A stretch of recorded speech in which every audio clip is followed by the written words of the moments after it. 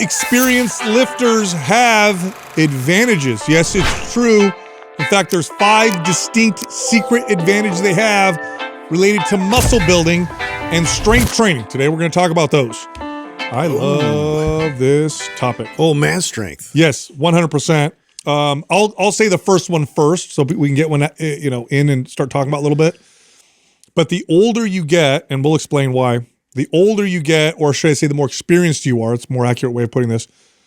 The longer you've been strength training, the more you can squeeze out of light weight. In other words, what once took heavy weight to accomplish can now be accomplished with lighter weight. And people who've been strength training for a long time know exactly what I'm talking about, and we have data to support this.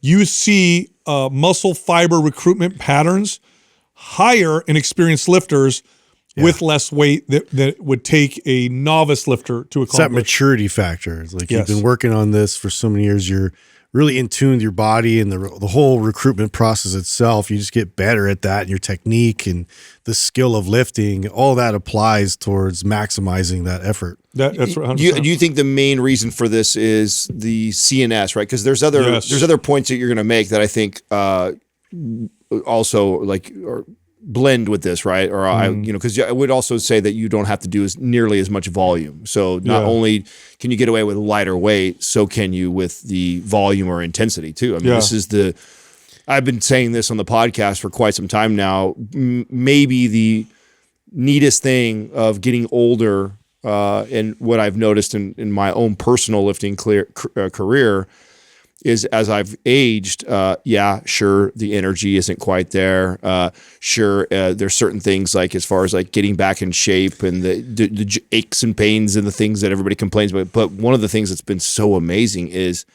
the ability to hold muscle, build muscle, is easier altogether, all around. I don't have to apply the same type of effort into the gym as what I used to. Somebody who's been strength training for, let's say, 10 years can make a 100-pound barbell squat more effective than a novice lifter who, let's say, is just naturally strong, okay?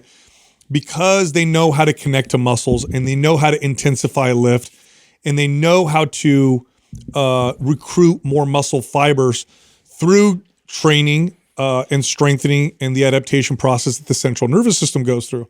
So to give you guys another example, right? When they look at, and I don't remember the exact numbers, so these numbers are made up, but it's something like this, that the average person is only really able to summon something like 60 to 70% of their actual strength. So when the average person goes and tries to lift something, they're only really able, and they use all their effort, they're only really able to summon about 70%. Olympic lifters, on the other hand, and they've done studies on this, like 80 to 90. They're around 90 or plus percent. They're able to really summon their maximal strength. Now, the novice lifter, you can actually get higher than your 70% through extreme stress or duress. Like if your life is actually on the line, studies show that your central nervous system kind of releases governors and allows you to express more strength. This is the crazy story we hear of the mother who lifts the car to save their baby, right? Or something like that, right? And we have these governors to protect ourselves, but through training and practice, your body essentially gets more comfortable with summoning more strength. And it's true for muscle recruitment muscle fiber recruitment as well. So when you take a novice lifter and they're, let's say, doing a bench press, and we're trying to activate, 100% of the muscle fibers in the muscles that are involved, you have to really push them hard. They have to lift something that's so heavy and so hard that they're activating more muscle fibers. Now you take an experienced lifter, they could take a sub-maximal load, something they could lift, relatively easy with moderate intensity, and through focus and concentration, they can get their body to utilize more muscle fibers. And this is why experienced bodybuilders will say this all the time, like, oh yeah, when I was younger, I used to have to lift heavy. Now I lift much lighter and I get better results. You're like, how is that possible? Like, what's happening? Is it your technique is better? Is it no, they literally get more out of less with their lifts. And this is an incredible advantage as you get more experience, because the risk of injury and problems goes up as the weight goes up, right? Makes sense. If I'm lifting more weight, my form is off a little bit. My risk of injury is much higher than if I'm lifting lighter weight.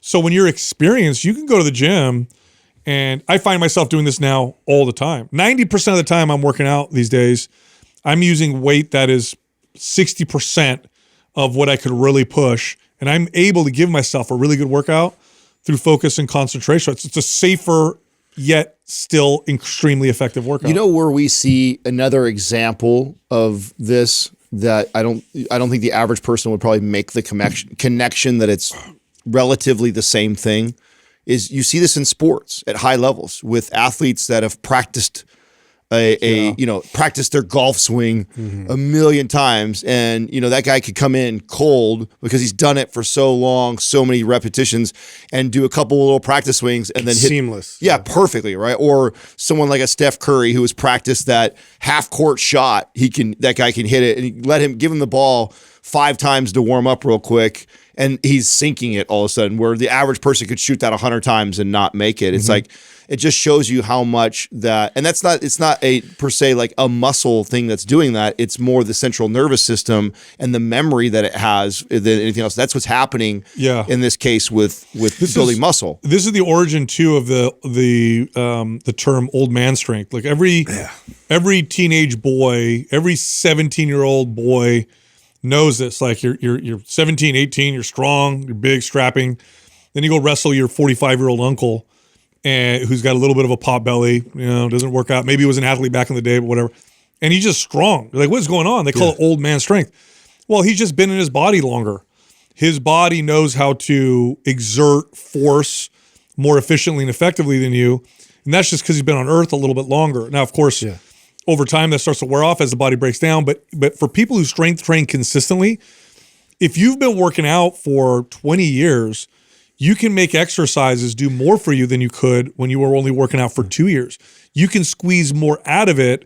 And again, it has to do with just your ability to activate more muscle fibers and make that exercise more effective with lighter weight. This is a tremendous advantage when you're working out in the gym. Oh yeah. Well, it definitely takes all that time that you're working out, that you realize your capacity, stretching yourself, and finding ways to exert more effort and recruit more muscle fibers and challenge and test that. And then to find that sweet spot where you keep adapting, you keep getting stronger, and then every now and then kind of exceeding it.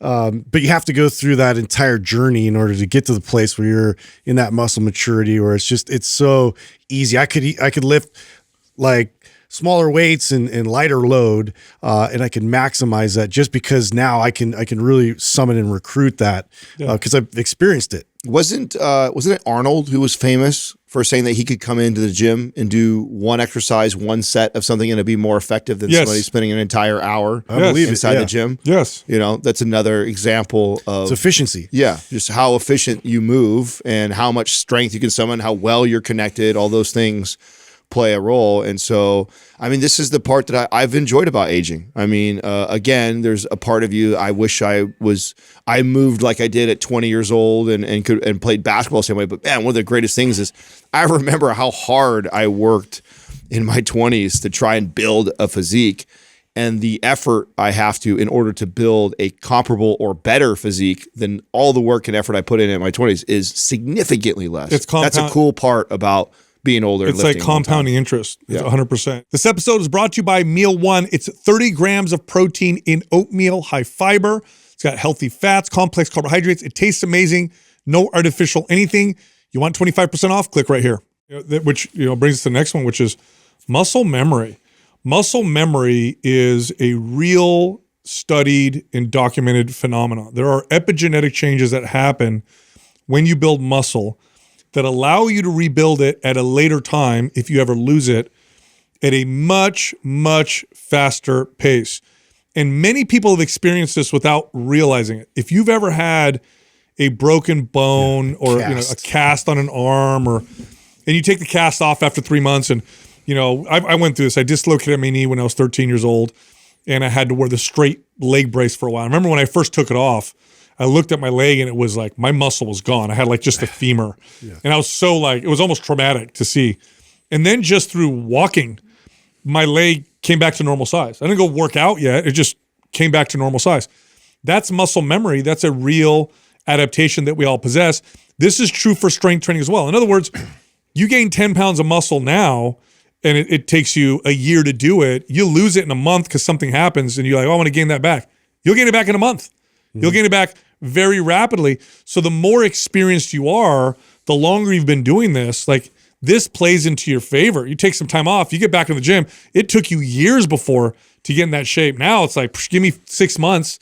If I do everything right, of course, my body's gonna respond like crazy. It's so powerful. You could literally, over the course of 3-4 years, slow down your training, lose 50 pounds of muscle, do a docu-series on YouTube, and build back 25 of that, and everybody is going to think you're a liar. Yeah.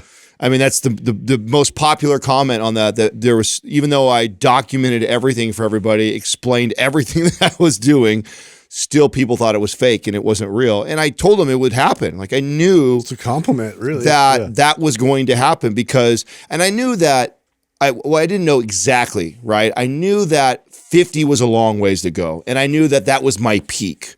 But I knew that half of that was going to come quick, to your point. Like you didn't expect to come back from this casted leg to the best looking quad you've ever looked, but to get back to what it used to look like or what is normal for you, like the body responds really quick to that. So I knew that, man, 25 of those 50 pounds I lost, I'm going to be able to get back. How and you gained it back? It was how fast was 30, it? It was in a month, dude. 30 days. Yeah, the first bit. By the way, I want everybody to know we work with you every day, and every day you'd walk in, you were gaining muscle. Every single day you were walking, you were gaining muscle, but it came back so fast because you had 50 pounds of muscle that you had lost from when you were competing. Yeah. But 25 of that pounds of that muscle was muscle you had on your body for a long time before you competed. That's right. Years and years as a personal trainer, whatever. That muscle is like crazy muscle memory, and that came back like so quick. That exactly, and that's what it was. And again, it's also you have to factor in that I did all the things the right way too, right? Just the same person who might have been in a similar situation who doesn't dial their diet into and doesn't manage recovery. Of course, it's I was on the upper end of what you can do in that shorter period of time. But that just highlights, though, how powerful that is. And it wasn't a tremendous amount of volume. It wasn't like I had to like train my ass off to get that 25. I literally just needed to send a signal because, to your point, my body has carried around those 25 pounds of muscles for most of my adult life. I mean, from 20 years old to 40, I've carried the 25. I really only lost, I mean, I didn't have that whole 50. That 50 was peak me, but the 25 for sure. And so my body is so used to having that, it didn't take much stimulus and right dieting to get it right back. And that is a very cool thing as you age, because to your compounding interest thing, man, it is slow when you're getting started and you're starting this journey. It is a slow process to build muscle or to lose body fat, but it's like compounding interest. So is investing. The first time you put your first bit of money in that 5% interest rate or that mutual fund or that stock, that $500 doesn't make you millions, but $500 every month, for every year, for decades, and now over time, then that's some serious money. And what's beautiful about this and why it's such a great secret advantage is, and this is mostly concerning building muscle, stamina and endurance and all that stuff as it's related to muscle memory. There's some truth to this as well, but the muscle hypertrophy aspect of it and strength as well, muscle memory is really directly connected to.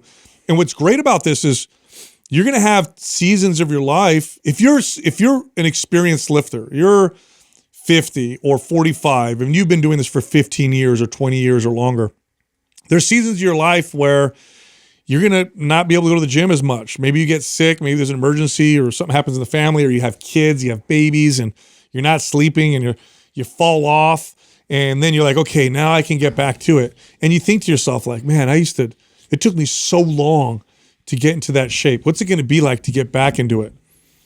So long as you don't overtrain, right? So long as you just kind of go in and start working, it comes back so fast. It's remarkable. I used to love when I would train clients who had a background of high-level athletics, and then they let themselves get out of shape so long as they didn't go crazy and overdo it. That was always a challenge because they thought they'd had to go train like they used to. When they, followed my advice, and we're going to do a little bit of strength training, the strength gains were always comical. They're funny. I had a rower that I trained, female rower, and she was when she hired me, I want to say she was in her late 30s, early 40s. She was a D1 rower, and rowers, especially female rowers, they get really developed backs and biceps and shoulders and all that stuff. Her strength went up so fast, it was hilarious. And she was like, "Is this normal?" I said, "It's normal for someone like you, for a high level athlete, because you were so strong at one point. You totally let yourself, fall off." She's like, "Yeah, but I haven't done this for 15 years." Here's the thing about this: muscle memory sticks around. Yep. It stays with you for a long time. And it's an incredible advantage that you have. By the way, anybody will develop this the longer you've been strength training. The longer you've been strength training, this becomes one of your secret advantages as well. Well, and when your goal is actually longevity, vitality, overall health, it also gives you a tremendous amount of latitude. Yeah. To your point that you're making, I mean, this is how I manage my life. Like, I'm at a period in my life where I'm not trying to prove anything to anybody. I'm not out shopping for a wife. There's nothing nobody I'm trying to impress right now. I want to be healthy. I want to be mobile, healthy, strong. And so I've built so much muscle and strength over decades that I can really kind of, I could take breaks and still be way healthier than any of my peers not lifting. And then as soon as I decide to turn it up a little bit, get it right back. And it's it's one of the best parts of aging that I don't think anyone ever communicated to me. I've always been afraid of getting older because it's like, oh my God, everything goes downhill. It's like, well, no, if you actually start investing in your health and lifting and building muscle, and you keep chipping away and building more year over year, this is actually one of the coolest parts about aging, is it actually works in your favor. It's awesome.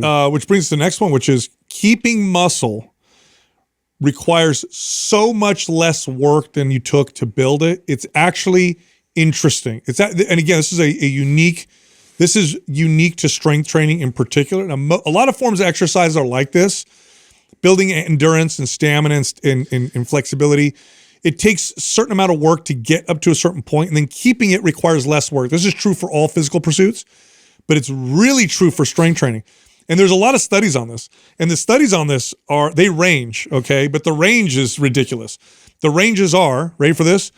It takes 1/9 the work, between 1/5 to 1/9 the work to keep the muscle than it took to build the muscle. Just to maintain. That's nothing. That means if for every 9 workouts, you got to work out once to keep it. Now, the more extreme you are, I'm going to guess, like the higher you are on the extreme level of muscle and strength, I'm going to guess this number changes for you. Like if you're a competitive, high-level bodybuilder, powerlifter, or whatever, it probably changes a little bit, but it's still way less than was required to build it.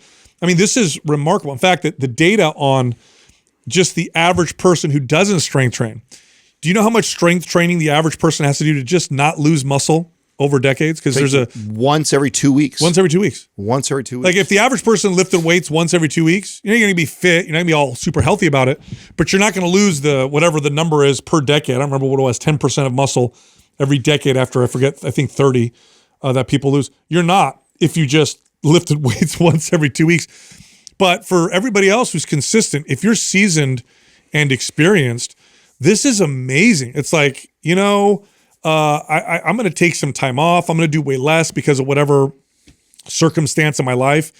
You're not going to fall so far out of shape that you're literally going to almost kind of stay right around where you're at with very, very little work.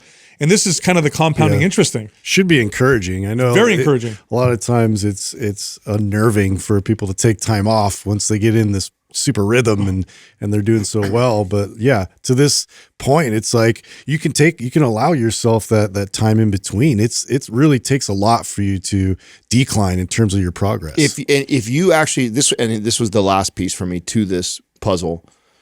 If you can pair that with also learning to balance your eating habits good point. to mirror your training habits, you can really, bro, you can hack into optimal. this. Like I can go on a run where I'm consistently training 3-4 days a week, and I really pack on that muscle back in, feel like I'm in great shape, single digit body fat, feeling awesome. Then all of a sudden go like, I'm going to train once every 2 weeks, go in there and do a full body workout. And as long as I don't eat like an asshole and go the other extreme where all of a sudden I'm piling ice cream and doing. You're still eating good. I'm eating, making whole food choices, hitting my protein intake, probably scaling back a little bit of calories because now I'm not training as much. Just a little, boy, you can maintain that physique for a long time. And then all of a sudden you kick it up for a couple weeks because you got something coming up.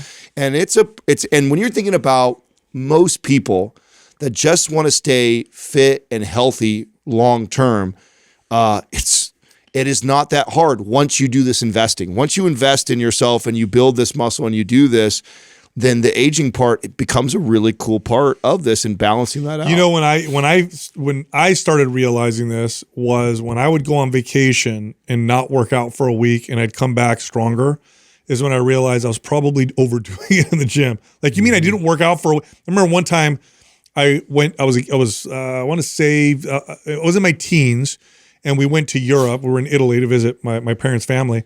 And I didn't lift weights for like 3 weeks. That's a long time for a kid, like 21 days. And I came back, worked out twice, and I was as strong as I was when I left. And I remember thinking, like, what is going on here? Just goes to show you just how powerful it is. And the longer you strength train, the more powerful these advantages are. The more powerful the muscle memory is, and being able to get the results with lighter weight and all that stuff is, which is really cool. It becomes an incredible advantage. I remember, I think probably one of the coolest stories that we've shared in our podcast journey was the first time we met Ben Pekulski. Oh, and so just to highlight the point you're making about when you've put a lot of investing in building muscle, like he was trying to lose 100 pounds of muscle. He couldn't. It was hard for him to lose it. Now, he had lost an initial amount. He was a pro bodybuilder, so he was super extreme with his muscle size. But he had an additional 100 pounds. You want to lose a total of 100 pounds of muscle, and it was a struggle for him. It was just sticking to his body. Yeah, he was like eating super low calorie, intentionally not hitting his protein intake, not strength training. Yeah. Still anabolic. Yes, and he was. I mean, it just goes to show that when you've put enough time under the iron of consistency and building like that, and you've built up a certain. It's so cool to. I mean, I would love to see this experiment with you because you've been so consistent, Sal, for so long, and you've built your kind of peak physique right now of your journey. I bet you could get away with training once every 2 to 3 weeks, and I bet a year from now you would still be more impressive than 90% of every Instagram and fitness influencer. Yeah, that's how crazy of investing you've done in building muscle. Hey, sorry to interrupt you. Look, are you lifting weights, eating a ton of food, and struggling? You're not packing on any muscle. You're not building any muscle at all. You're not getting stronger. Well, check it out. We have a hard gainer guide. This can be your ultimate resource to turn that around. Pack on some muscle mass with our hard gainer guide. It's totally free. You can get it by downloading it, clicking on the link in the description below. Yeah, I've seen this with injuries. Like, I'll get hurt, lay off, go back to the gym, boom, things come back. It's pretty remarkable. I used to love seeing this with clients, which brings me to this next point, which this is more of an ego thing, but I do think it's an advantage because, it's hard not to compare yourself to your peers in terms of, how fit am I, how well am I doing, whatever. The more experienced you are, the older you get, the wider the gap becomes between you and your peers. Like, when you're a 55-year-old person who's been strength training for 20 years, you are in a different category from other 55-year-olds. You're in a completely different category. If you're 20 and you've been strength training for 3 years and you're consistent, you're going to stand out. You're going to stand out. But among other 20-year-olds, you'll stand out a little bit, but it's not going to be like remarkably different. That 55-year-old that I just mentioned, it's like two species. It's like there's the typical 55-year-old, and then there's John, who, like, what is going on with that guy over there? And you see this, the older you get, the more experience you get, the wider this gap becomes. For me, this is an advantage if you and your partner are both consistent with this. Like, as you age with your spouse or your partner, my God, a lot of you're not going to experience a lot of the things that other people experience as they get older. And it's combined with wisdom. You actually enjoy it more. What do they say? Youth is wasted on the young or whatever. Yeah. Like you're fit and older, man. You've got time, money. You feel good. It's pretty amazing. And I actually think it's a healthy exercise. I know you were setting the table for not to get like caught up in comparing yourself to others, but I actually think it's a healthy checks and balances. I mean, we had a live caller earlier today, and he's in his late 60s, and he just looks incredible, right? And he's calling us for more. Like what more can I do, or this or that?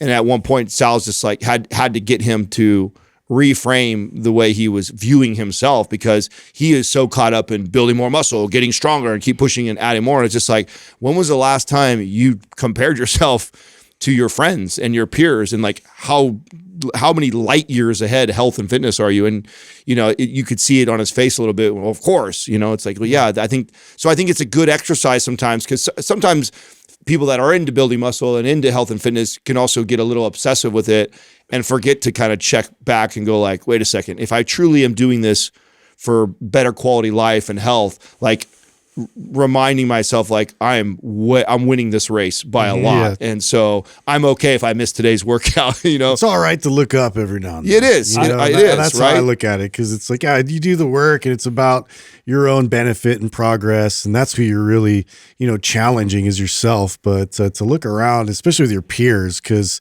that's where it's the most visible. Every time almost like the reunion sort of timeline, right? I hit the reunion, boom. Let's look and see like where we're at in the landscape in terms of everybody's shape and how well they're doing health-wise. And it's astonishing. Like if you're consistently doing the right things and going to the gym and trying your best to eat healthy, it's really an advantage of life, because it's not like if we think it's inevitable that you're going to suffer from all these different things and have these massive decline in quality of life. And of course, you don't know what could happen. And there's lots of, things that we can't predict. But, by and large, like you avoid a lot of it. It's a tremendous advantage as you get older and the more experienced you are with this. I remember when was it, Doug? You went to like a high school reunion, and you came back from, I remember him telling me like, oh my God, these guy had a heart surgery. This person passed away from this.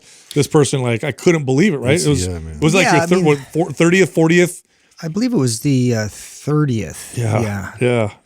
I missed my 40th. Yeah. But the 30th. So I think, you can really see how it diverges. Totally. The people who take care of themselves versus the people who don't. Yeah. And it's like two different generations, honestly. It's crazy. Aren't you guys starting? Literally, I got this text 2 days ago. My childhood best friend, one of his high school good buddies, passed away. Had a heart attack. Like we're now reaching that age, which is crazy. I have to a family think. member my age heart attack. Yeah, where we're having people that are our peers that are starting to see those things like that, and it result in things like that. I mean, we've arrived at that age now where it's like it's not that weird. It's still a little shocking when you hear someone passes as early as late 40s or early 50s, but it's not heard of. Like it happens. And that is the example of those extreme gaps, right? That is the person who just did not take care of them. We're not talking about tragic things that happen, right? Car accidents. And there's also unknowns, of course, like, crazy things that happen. I had a client, Jim, Doug knows him. And he had, by the way, this what happens to your body over years of strength training and exercise, it doesn't matter when you start. This is all about just how long you've done it. Because I had a client, he was almost 70. I think he was 69 at the time. And he had 30 years of strength training exercise experience. So he started in his late 30s. He was 39 years old when he started working out.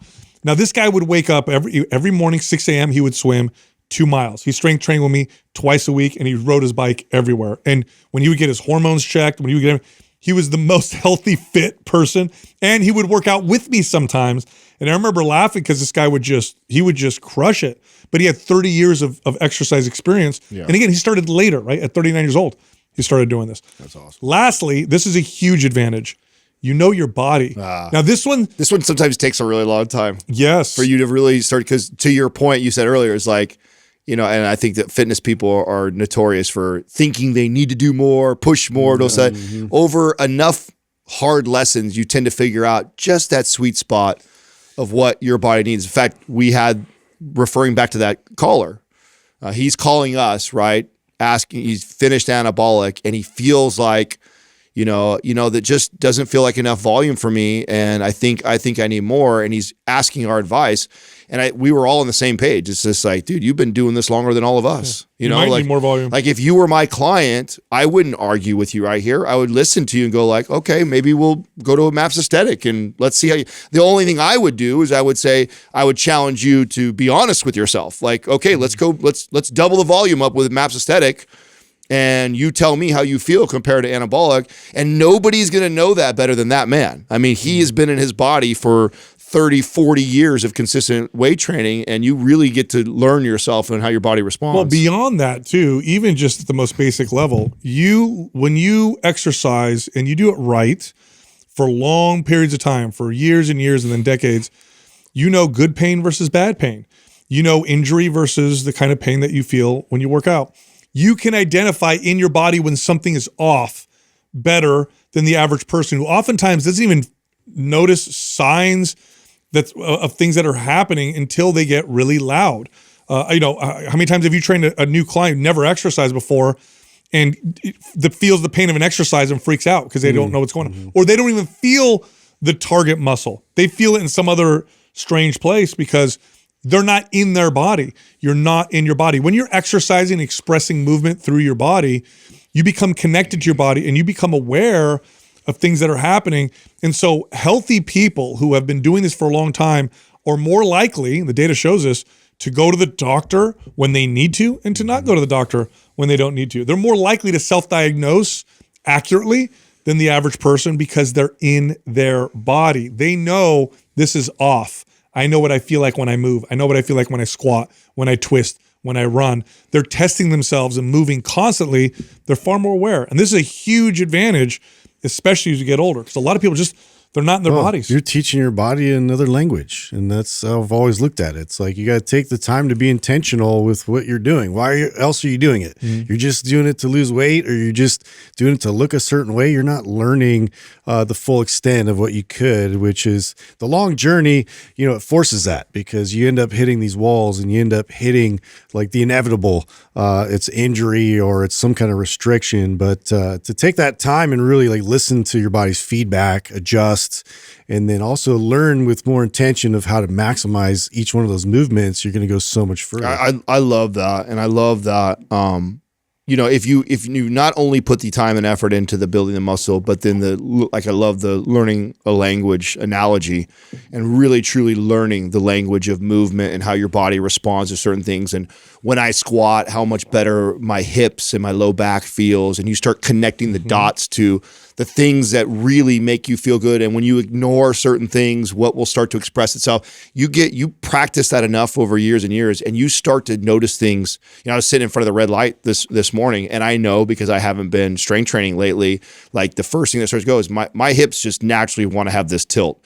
But if I'm training, if I'm actually squatting and I'm strengthening everything, they stay where they're supposed to be and I have no low back pain. But what'll start to happen is I neglect my training is that I'll start to tilt back into that position. And so I'm sitting in front of in there and I'm doing like a floor bridge position, like engaging that. I would not know that if it wasn't for all the years of training, having low back pain, not having low back pain, knowing what exercises, where it's coming from. That's one of the coolest parts is that you learn this language of movement about your body as you understand these things and you start to sense them or feel them before they happen. I'll give you a couple examples too, just to go from a health perspective. Like you'll see somebody with really, really bad posture who, let's say they were 60 years old. At some point that posture wasn't as bad. It was kind of bad. And before that it was getting there. Now people who are moving, expressing their body, they'll catch it right away. They'll feel it right away. Something's off a little bit. I'm aware of my body. That gradual decline, it's like that. What's that analogy where you put a frog in a pot of water, slowly boil it, and it doesn't know what's going on? Somebody who's expressing and moving their body is keenly aware of how their body feels. Another example, and this happens all the time. It's a terrible one, but it's true. Somebody will have something going on internally. They're like, oh, my back hurts. I think I have back pain. I don't know what's going on. They wait. Go to the doctor. Doctor, is it muscle? I'm not sure. Then they do an exam. They do a scan. Oh, it's your kidney or your liver or cancer. Somebody who's been working out and exercising will know That's not Yeah, that doesn't feel that's right. not muscle pain. That's something different. I got to go get that checked out because they know what it feels like. They know the difference. They're in their body, and that is a massive advantage as you age. You want to know what your body feels like. Because of this episode, MAPS 40 Plus is 50% off. Click here if you're interested. Got some questions. The first one is, can new older lifters build muscle like younger lifters? Yes. Yeah. In fact, there was a I've study. had so many clients in advanced age tell me I'm in the best shape of my life at 60, 55, or you name it. So there was a study that came out. So here's the difference between a younger lifter and an older lifter. It's the potential. So the potential of a younger lifter may be higher because of youth than the older lifter. But until you hit that ceiling, the rate of muscle growth and progress, so long as injuries and things aren't in the way, is actually relatively similar. They did a study on 80-year-olds, okay? 80-year-olds in strength training, and the amount of muscle they build in strength over, it was a short period, like 12 weeks, was remarkable. And really the study was like, you build muscle just as well as you get older as you did when you were younger. Now their capacity, again, is lower, but you'll build muscle very effectively. It blew my mind for sure. I think there's a flaw in even those studies because there's another factor that you're also not playing in. And we always talk about the mental part, and there's something to be said about wisdom and somebody who's older versus somebody who's younger. So not only from a physiological point, that study proves the point that you can still build them. But then there's also that advantage of just being an older, wiser person on how to approach things. I think you do things a little dumber when you're younger. So I think the older client, like the young kid that I was coaching and helping, right? That's 25 years old, who's, he's the kid who I tell him to do these things and I have to go repeat myself because it's like, I told you to do this, and he thinks, oh, I could do more, or I need to do more. And listen, versus my client who is older, wiser, respects me as in my profession, knows that he came here for a reason, knows that I know what I'm talking about. I tell him what to do. He just does what I have to do. Like there's something to be said about the psychological and the wisdom part that it comes with the old age too. So I would also make the argument that there's a slight advantage to the older person who's getting into it because they tend to have different priorities. Like that person is very serious about like, hey, I'm making this change for myself. I'm 50-something years old. I want to play with my grandkids. I'm doing this versus the kid who's just like, oh, I want to get hot chicks. Like, what do I need to do? They have a more balanced temperament. And it's like, they're very much more receptive to listening and learning at that point. So I would give that advantage to, and that plays a role, right? It's not just the physiological. The studies are pointing out the physiological possibilities, right? But we know better than anybody, right? If that's not the only thing that plays a factor. That's right. The mental part plays a huge factor in results, and I would make the argument that my older, wiser clients were better at adherence than my young kid who's full of piss and vinegar and thinks he knows better than I do. They can still gain muscle. It tripped me out. Like 10, 15 pounds. Yeah. This guy was 80 years old. I'm like, this is crazy. And it's just, never done it before, but there's a progressive way to get there. You do the right things and your body responds. What age should someone stop lifting heavy? Heavy is relative. It's all relative. So I guess the question should be reframed. At what age should someone stop lifting with good intensity? Never. You never stop doing this. So heavy is all relative. The intensity, so long as it's appropriate, is fine. And that never, ever changes. It just needs to be appropriate to the individual. So if you're deconditioned, well, the intensity needs to be very low. If you're very conditioned, then the intensity is much higher. But you never stop lifting quote unquote heavy so long as you're within the parameters of proper technique and form. And do you need to necessarily lift as heavy as you used to? This is when you're more experienced, right. Which goes to our first point, which is like, I know, for example, I'll use myself. I'm 45. I could go, and if within a month, I could get myself squatting 4 plates to get, great results. I could squat with 2 plates and get just as good as results. Yeah. Why take the risk? Except for my ego likes the 4 plates, but why take the risk when I can do it with less weight? You can generate that demand. Yeah. And that's what you learn is that you can actually intrinsically squeeze out more recruitment. You can produce more force, but you have to go through the process of learning that. And that's why, load is a really good teacher in that. And you learn that through, how much you have to overcome this load. But as you learn, you can squeeze and maximize that effort quite rapidly, which then, you see that progress with the stacking of more weight as you go. But I mean, you don't necessarily need to stack more weight. You just keep that progression of squeezing and maximizing your effort. I think about this question a lot. It's not, and it's not an easy one to answer because the range, because I think of lifting heavy, I think of someone who's chasing PRs. Right. So at what point do you stop chasing PRs? What age do I stop trying to hit PRs? And what matters most is, am I putting the prerequisites in place in order to do that? What do I mean by that? Well, I know just the same reason why I stopped getting on a basketball court.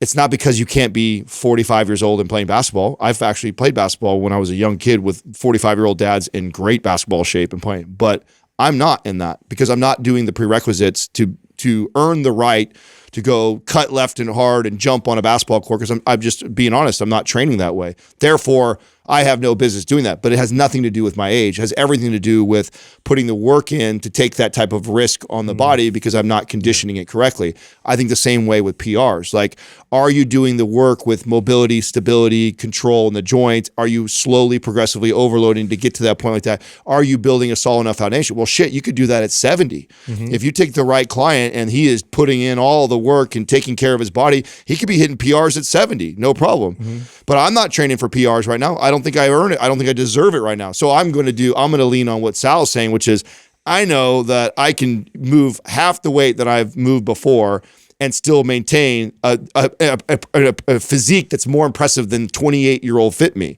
So why would I do that? So in that case, I'm not even going to, the risk versus reward isn't there. That's what I always weigh out. What's the risk versus reward? In the beginning, getting stronger gives you a lot of reward. As you become more experienced, it doesn't make sense to add 10 pounds to your PR because what are you going to get for it aside from the fact that you lifted more? Risk reward. Are machines better for older lifters? No.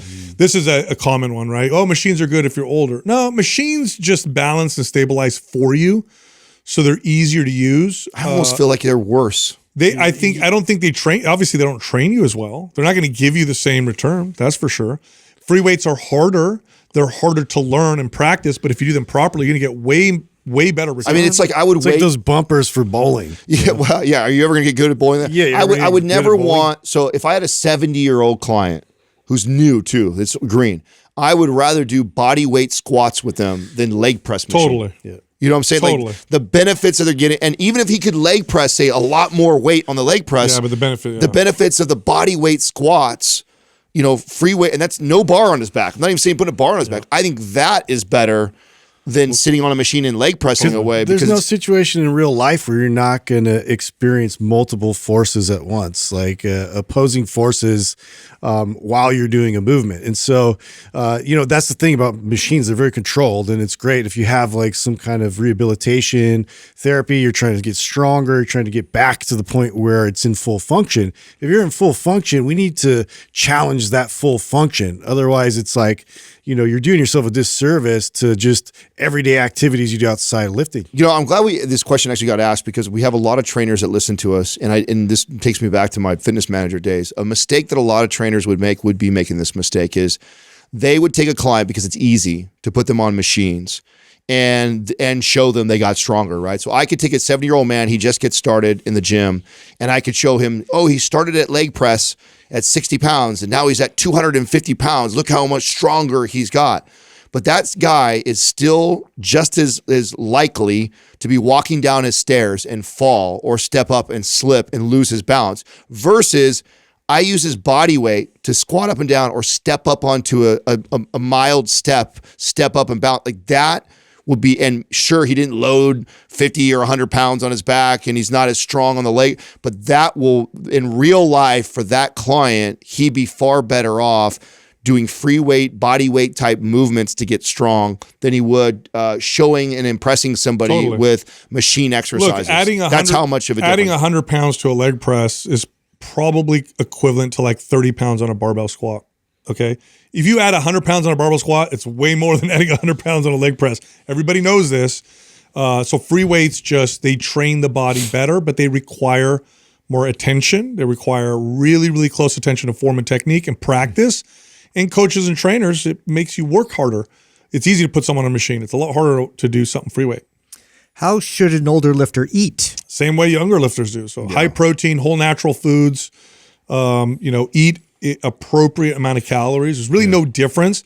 In fact, high protein, the building materials. In fact, high protein is more valuable for older individuals than it is for younger individuals. They find this is true for even people who are older and don't strength train. They actually now recommend as imperative for sure. As people age, they need to increase their protein intake because it's got protective benefits. I actually found this conversation with my advanced age clients easier than it was for young clients. Most clients that are older already recognize what foods they're intolerant to, how they take their digestion and their stool a lot more serious than the 22-year-old person. They talk to you about it all day. Yeah, and so that's us now. So they know they do a better job of adhering to a whole food diet, avoiding foods they know that disrupt that stuff. I would say it's easier to have this conversation than having this conversation with a 25-year-old who still is ignoring the signs of eating a large pizza and what it does to their gut and everything like that. And so you tend by the time you start getting 40, 50 up, you're pretty aware of how foods agree and not agree with you. And so that's pretty easy to communicate. And then again, hitting the amount of grams of protein we always talk about, your goal body weight, that stays the same, no matter what. What are the best supplements for older lifters? Oh boy, man. Multivitamin is always a good idea just to make sure you don't have any nutrient deficiencies. Metamucil. But creatine is so valuable. It's valuable for everybody. It's really valuable as you get older. In fact, so a lot of people know creatine as being good for muscle. That's true. It's also good for health. It's a longevity compound. So it helps your mitochondria by giving them more fuel. So all the cells in your body that use mitochondria now have more fuel, and every cell in your body uses mitochondria. But what they're showing with the data on creatine in older individuals is it's anti-dementia, anti-cognitive decline effects. That's huge. Remarkable. It's creatine will be, within the next 10 years, a supplement that doctors are going to tell people to take after a certain age. Doesn't matter if you work out or not. They're going to be like, you're going to take 5 grams of creatine a day. I mean, it's pretty much a multivitamin, especially if you're aging. I mean, it provides you an extra amount of strength and support around the joints. And also it's got all those cognitive benefits. It's like no brainer. They've even shown that it is anti-osteopenia, osteoporosis. So yeah, as you're getting older, multivitamin and creatine, big one. Yeah, I feel like those are the basic generic answers to this. I think the more accurate that we would all actually do is you would assess this client and where they lack, because the best supplement is the one that you're most likely lacking in. Like if you're deficient in vitamin D, well, that's going to become one of the most important supplements. If you don't get enough magnesium, that's going to be one of the most important supplements. You don't get enough iron, and so in advanced age. I would say getting a blood work done and seeing where you're deficient in something is probably the most important thing, and then supplementing for your needs. All right, I know you liked that episode. If you did, check this one out. 30% body fat. For men, this is way too high. This is actually a bit high for women as well. So in today's episode, we're talking about how you can go from 30 to 10. What is 10% body fat? This is when you have a visible six-pack. Can you go from 30 to 10%? Yes, it's possible. But not if you guess along the way. So we're going to talk about how you can do that in today's episode. Now, there's a huge range, right, of like body types. Yes. Some people can run a little bit heavier or a little bit higher body.